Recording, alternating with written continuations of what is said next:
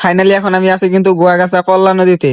তো এখানে আমরা কি কি করি সব গাইস তোমাদেরকে দেখাবো। হ্যালো গাইস, এখন আমি কিন্তু গেতাছি গুয়াগাছা পল্লা নদীতে। ওখানের ব্যাকগ্রাউন্ড নাকি অনেক ভালো। তো তোমরা ব্লগটা স্কিপ না করে ফুল ব্লগটা দেখতে থাকো। रोम रोम भाइयों सिस्टम पार देंगे। গাইস সামনে দেখা গেছে গুয়াগাছার পল্লা নদীর ওভারব্রিজ।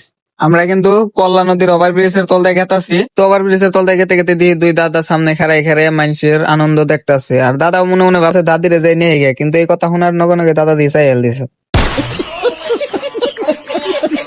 তো হ্যালো গাইস, ফাইনালি এখন আমি আছি কিন্তু গুয়াগাছা পল্লা নদীতে।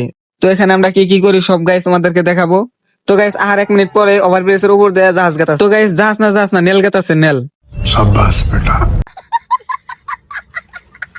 তারপরে গাইস নেলটা দেওয়া হয়ে গেল। তারপরে আমি অল্প দূর আগে যে শাহরুখ খানের একটা পোস্ট মেরে দিলাম।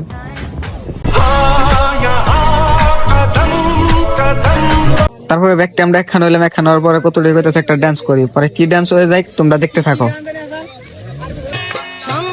বেগুন খেতে করতে গেলাম চুরি, অমনি আমার হাতটা নিল ধরি,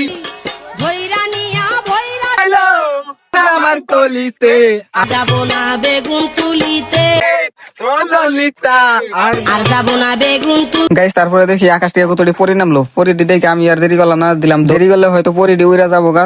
তো তারপরে গাইস বুগলে জেনে দেখি না আসলে পরি না, পরির নামে কলম কিনি।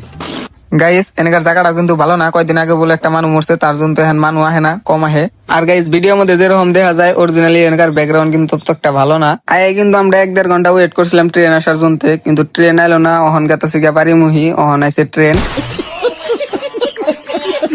তো গাইস আরেকটা কথা, আমার 20K ফলো হয় তার 100 ফলো নাগে। তো তোমরা ফলোটা মাইরা যাও। ব্লগটা ভালো লাগলে একটা শেয়ার করে যাও। ওকে ভাই।